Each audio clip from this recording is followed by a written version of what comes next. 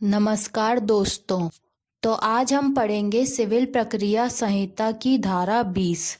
अन्य वाद वहाँ संस्थित किए जा सकेंगे जहाँ प्रतिवादी निवास करते हैं या वाद हेतुक पैदा होता है। Other suits to be instituted where defendants reside or cause of action arises.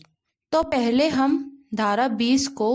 Bare act में पढ़ेंगे, उसके बाद इसे आसान भाषा में समझेंगे। बेयर एक्ट में लिखा है कि अन्य वाद वहाँ संस्थित किए जा सकेंगे जहाँ प्रतिवादी निवास करते हैं या वाद हेतुक पैदा होता है। तो धारा 20 के टाइटल से ही हमें बहुत सारी बातें स्पष्ट हो जाती हैं कि अन्य वाद जो 16 से लेकर 19 तक की धाराओं में नहीं आता, वह वाद, वह केस वहाँ संस्थित होंगे, वहाँ दाखिल होंगे जहाँ प्रतिवादी निवास करते हैं या वाद हेतुक पैदा होता है। वाद हेतुक होता है वाद का कारण, जिस कारण से वह वाद या विवाद उठा हुआ है। तो उस वाद या विवाद का जो कारण होता है उसे कहते हैं वाद हेतुक। बेयर एक्ट में लिखा है कि पूर्वोक्त परिसीमाओं के अधीन रहते हुए हर वाद ऐसे न्यायालय में संस्थित किया जाएगा जिसकी अधिकारिता की स्थानीय सीमाओं के भीतर। तो पहले हम इसे समझते हैं। लिखा है पूर्वोक्त परिसीमाओं के अधीन रहते हुए, यानी कि पूर्ववर्ती पहले वाली जो धाराएं थीं, धारा 15 से लेकर 19 तक, इन धाराओं की परिसीमाओं के अधीन रहते हुए, मतलब इन धाराओं के अधीन रहते हुए हर वाद का मतलब है कि कोई भी वाद जो इससे पहले वाली यानी 16 से लेकर 19 तक की धाराओं में नहीं आता, वह वाद, वह केस ऐसे न्यायालय में संस्थित किया जाएगा जिसकी अधिकारिता की स्थानीय सीमाओं के भीतर। बेयर एक्ट में लिखा है कि का प्रतिवादी या जहां एक से अधिक प्रतिवादी हैं, वहां प्रतिवादियों में से हर एक वाद के प्रारंभ के समय वास्तव में और स्वेच्छा से निवास करता है या कारोबार करता है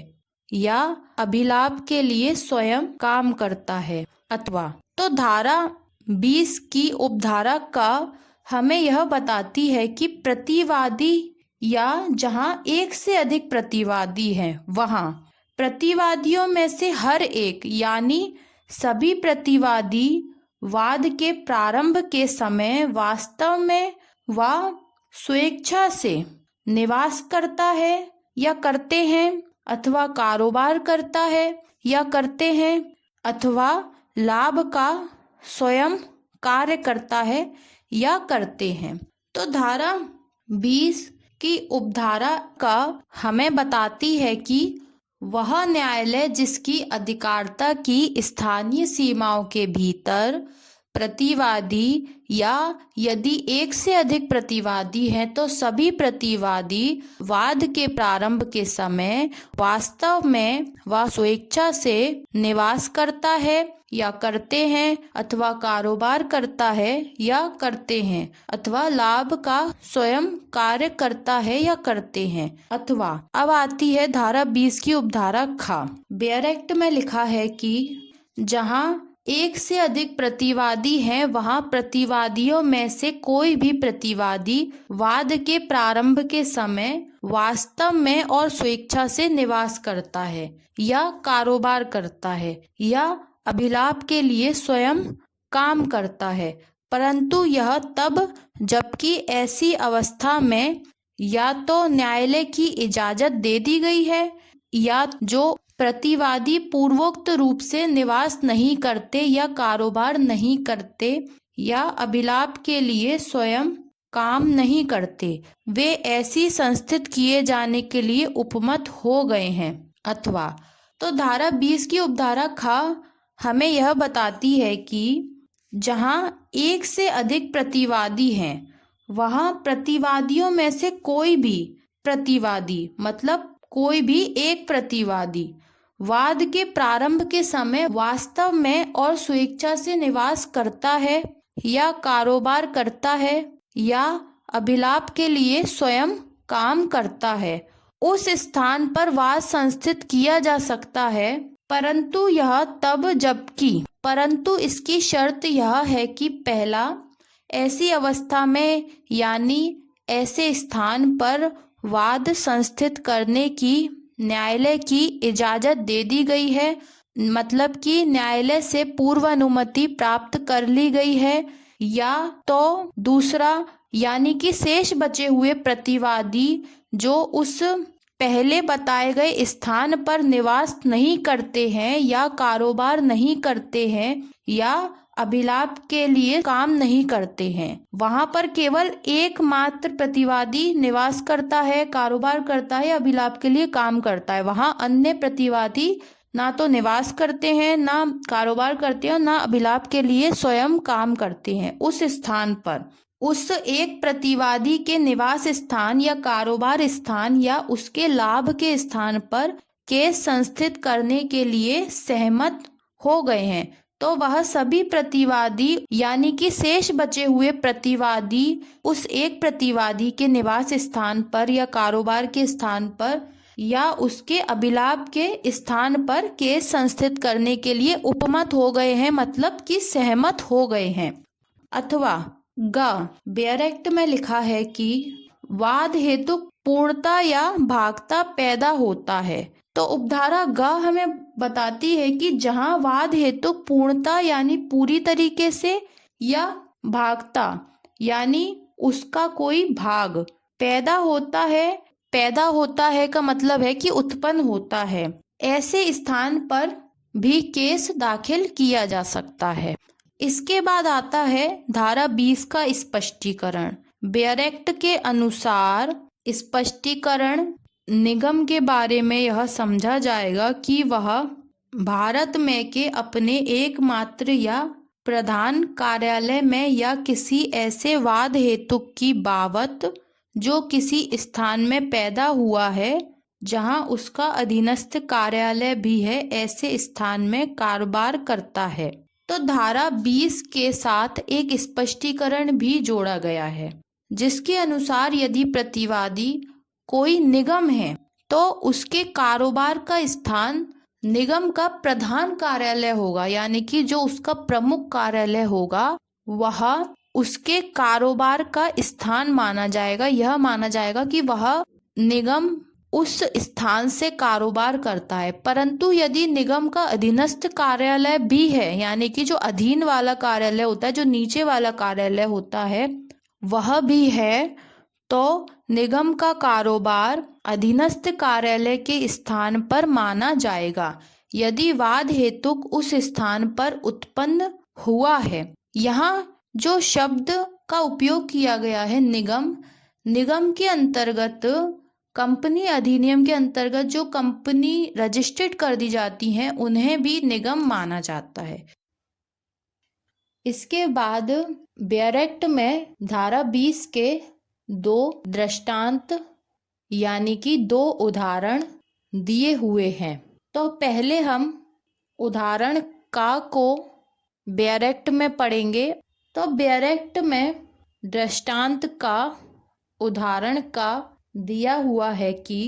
क कलकत्ते में एक व्यापारी है, ख दिल्ली में कारोबार करता है। ख कलकत्ते के अपने अभिकर्ता के द्वारा का से माल खरीदता है और ईस्ट इंडिया रेल कंपनी को उनका परिधान करने को का से प्रार्थना करता है। का तदनुसार माल का परिधान कलकत्ते में करता है। का माल की कीमत के लिए खा के विरुद्ध वाद या तो कलकत्ते में जहां वाद हेतु पैदा हुआ है या दिल्ली में जहां खा कारोबार करता है ला सकेगा। तो धारा 20 का दृष्टांत का कहता है कि एक व्यक्ति है का जो कलकत्ते में व्यापारी है और दूसरा व्यक्ति है खा जो दिल्ली में कारोबार करता है। खा कलकत्ते के अपने अभिकर्ता के द्वारा का से माल खरीदता है यानी कि जो खा है जो दिल्ली में कारोबार करता है वह कलकत्ते में अपने अभिकर्ता के द्वारा, अपने एजेंट के द्वारा का से माल खरीदता है। का कलकत्ते का एक व्यापारी है और खा का से माल खरीदता है और जो ईस्ट इंडिया रेल कंपनी है उसको उस माल का परिधान करने के लिए का से प्रार्थना करता है कि का उस माल को ईस्ट इंडिया रेल कंपनी को भेज दे, उस माल का ईस्ट इंडिया रेल कंपनी को परिधान कर दे। इसके बाद क्या होता है, का क्या करता है, का तदनुसार इसके अनुसार माल का परिधान कलकत्ते में करता है, यानी कि वो माल का परिधान ईस्ट इंडिया रेल कंपनी को कलकत्ते में कर देता है। का माल की कीमत के लिए, मतलब कि माल का जो कीमत है, माल की जो रकम है, माल का जो पैसा है, उसके लिए खा के विरुद्ध, मतलब जिसने उससे माल खरीदा है, जो दिल्ली में कारोबार करता है, उसके विरुद्ध या तो कलकत्ते में जहाँ पर वाद हेतु पैदा हुआ है, यानी कि जहाँ पर वाद का कारण पैदा हुआ है, इसका मतलब यह है कि जहाँ पर उसने उस माल को खा को बेचा है और खा ने जैसे उसे बोला था कि उस माल का परिधान ईस्ट इंडिया रेल कंपनी को कर दे, तो उसने उस माल का परिधान ईस्ट इंडिया रेल कंपनी को कलकत्ते में कर दिया। तो इसका मतलब यह है कि जो वाद हेतु पैदा हुआ है, जो वाद का कारण पैदा हुआ है, वह कलकत्ते में पैदा हुआ है। तो वह खा के विरुद्ध या तो कलकत्ते में जहाँ पर वाद हेतु पैदा हुआ है, या फिर दिल्ली में जहाँ खा कारोबार करता है। तो इन दोनों जगहों में से, तो इन दोनों स्थानों में से किसी भी स्थान पर का खा के विरुद्ध वाद यानी कि केस ला सकेगा। तो दृष्टांत का पढ़ने से हमें यह पता चलता है कि किसी व्यक्ति के विरुद्ध केस दो स्थानों पर दर्ज किए जा सकते हैं। पहला स्थान वह होता है जहाँ पर वाद हेतु पैदा हुआ है, या फिर जहाँ पर वह व्यक्ति जिसके खिलाफ केस दर्ज किया है कारोबार करता है, रहता है या अभिलाप के लिए काम करता है, वहाँ पर भी वह केस दर्ज किया जा सकता है। इसके बाद आता है धारा 20 का दृष्टांत खा, जिसे हम पहले बैरेक्ट में पढ़ते हैं, उसके बाद इसे आसान तरीके से समझेंगे। धारा 20 का दृष्टांत खा बैरेक्ट में लिखा है कि का शिमला में, खा कलकत्ते में और गा दिल्ली में निवास करता है। का, खा और गा एक साथ बनारस में हैं, जहां खा और गा मांग पर देय एक संयुक्त वचन पत्र तैयार करके उसे का को परिदत्त कर देते हैं। खा और गा पर का बनारस में वाद ला सकेगा, जहां वाद हेतु पैदा हुआ है, वह उन पर कलकत्ते में भी जहां खा निवास करता है, या दिल्ली में भी जहां गा निवास करता है, वाद ला सकेगा। किंतु इन अवस्थाओं में से हर एक में यदि अनिवासी प्रतिवादी आक्षेप करे तो वाद न्यायालय की इजाजत के बिना नहीं चल सकता। दृष्टांत खा को अब आसान भाषा में समझते हैं। लिखा हुआ है कि का शिमला में और खा कलकत्ता में और गा दिल्ली में निवास करता है। तो यह तीनों अलग अलग स्थानों पर निवास करते हैं। आगे लिखा हुआ है कि का, खा और गा एक साथ बनारस में है, मतलब यह तीनों एक साथ बनारस शहर में हैं, जहां खा और गा मांग पर देय एक संयुक्त वचन पत्र तैयार करके उसे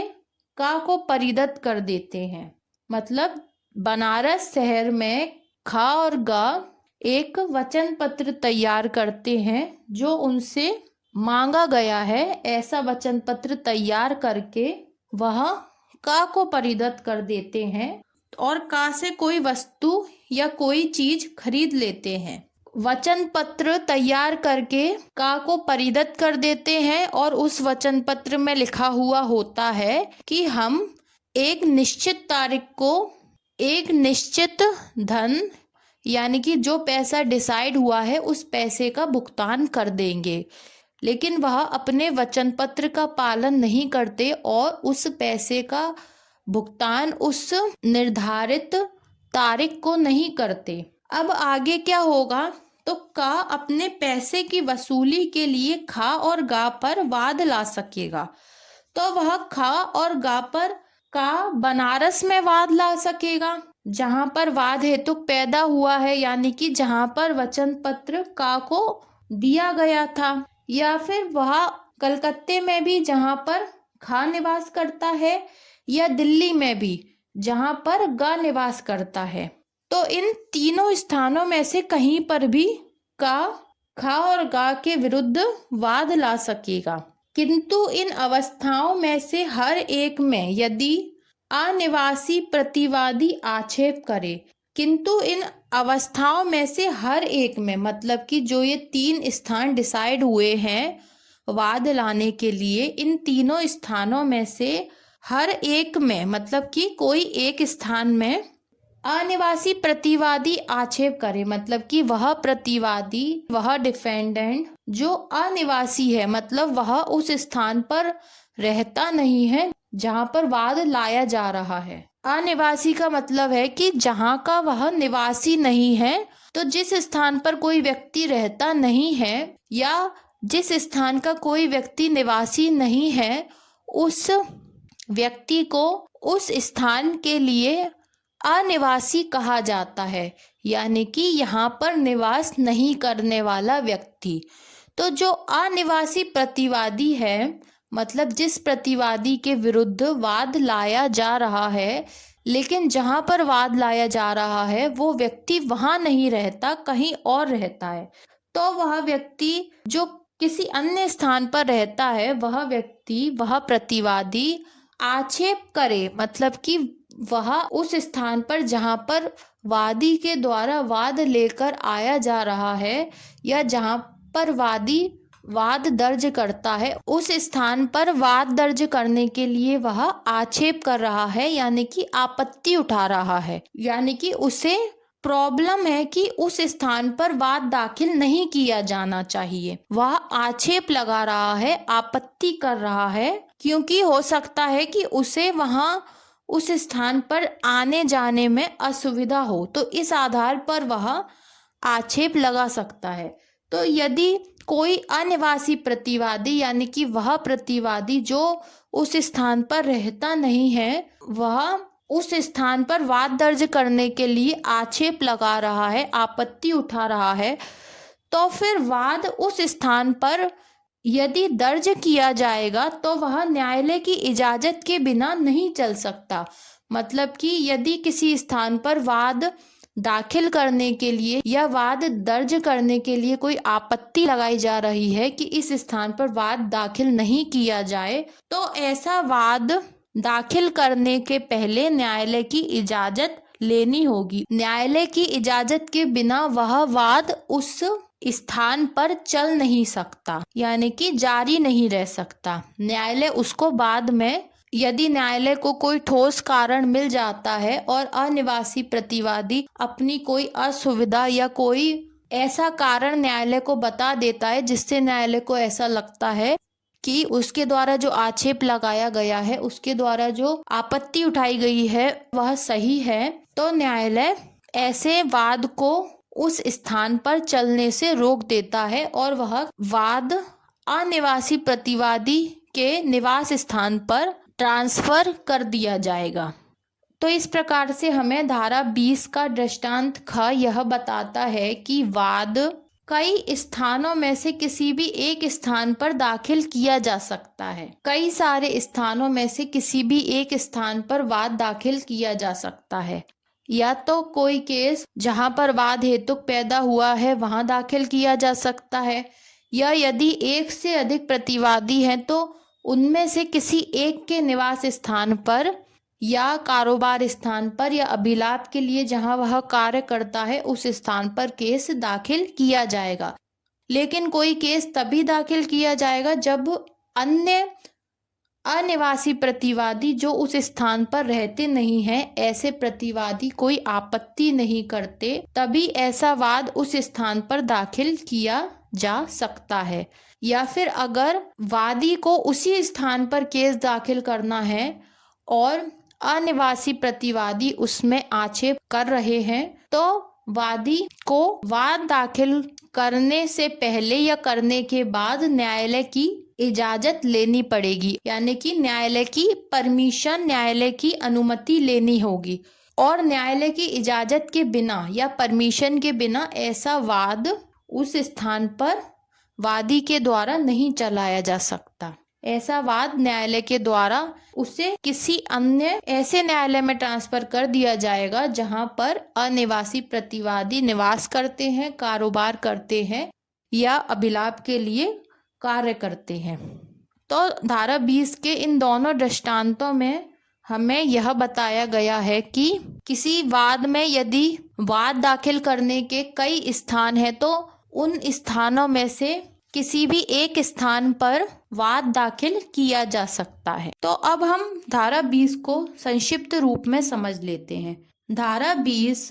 हमें अन्य वादों को संस्थित किए जाने के स्थान के बारे में बताती है। धारा 20 हमें यह बताती है कि जो वाद धारा 16 से लेकर धारा 19 के अंतर्गत आते हैं, जिसमें स्थावर संपत्ति, जंगम संपत्ति और शरीर की क्षतिपूर्ति के लिए या उसके प्रतिकर के लिए जो वाद होते हैं, उन वादों के अलावा या उन वादों से भिन्न प्रकार के वाद, जो वाद शेष बचते हैं या उसके अलावा जो अन्य वाद बचते हैं, उन्हें संस्थित करने का स्थान क्या होना चाहिए, यह हमें बताती है धारा 20। धारा 20 के जो प्रावधान है, जो प्रोविजन है, वह अन्य वाद यानी जो वाद धारा 15 से 19 के भीतर नहीं आते, उसके अलावा जो अन्य वाद बचते हैं, उन वादों को नीचे बताई गई उपधारा क, ख, ग में बताए गए निम्नलिखित स्थानों में से किसी भी स्थान पर संस्थित किया जा सकता है। उपधारा क में बताया गया है कि उस वाद को किसी भी ऐसे स्थान पर संस्थित किया जा सकता है जहां पर प्रतिवादी या यदि एक से अधिक प्रतिवादी हैं तो वह सभी पहली बात निवास करते हैं, दूसरा या तो कारोबार करते हैं या अभिलाप के लिए स्वयं काम करते हैं, तो उनमें से कहीं पर भी वह वाद संस्थित किया जा सकता है। उपधारा ख हमें बताती है कि जहां प्रतिवादी एक से अधिक हैं और जहां वह निवास करते हैं वहां पर विभिन्न न्यायालयों की अधिकारता लगती है, तो उनमें से कोई एक प्रतिवादी के निवास स्थान पर या कारोबार स्थान पर या जहां पर वह लाभ के लिए काम करता है उस स्थान पर अन्य प्रतिवादियों से सहमति लेकर केस दाखिल किया जा सकता है। इसके बाद आती है उपधारा ग, जो हमें यह बताती है कि जिस स्थान पर वाद हेतुक पैदा होता है, चाहे पूरा वाद हेतुक पैदा हुआ हो या उसका कोई भाग पैदा हुआ हो, उस स्थान पर भी केस संस्थित किया जा सकता है, वाद दाखिल किया जा सकता है। फिर आता है धारा 20 का स्पष्टीकरण, जो हमें निगम के बारे में बताता है कि प्रतिवादी कोई निगम भी हो सकता है, तो उस स्थिति में वाद उस निगम के प्रधान कार्यालय में, यानी कि जहां पर वो निगम कारोबार करता है, व्यवसाय करता है, काम करता है, उसके प्रधान कार्यालय में या फिर उसके किसी अधीनस्थ कार्यालय में भी दाखिल किया जा सकता है। तो यह थी धारा 20। अब हम मिलते हैं अगले लेक्चर में।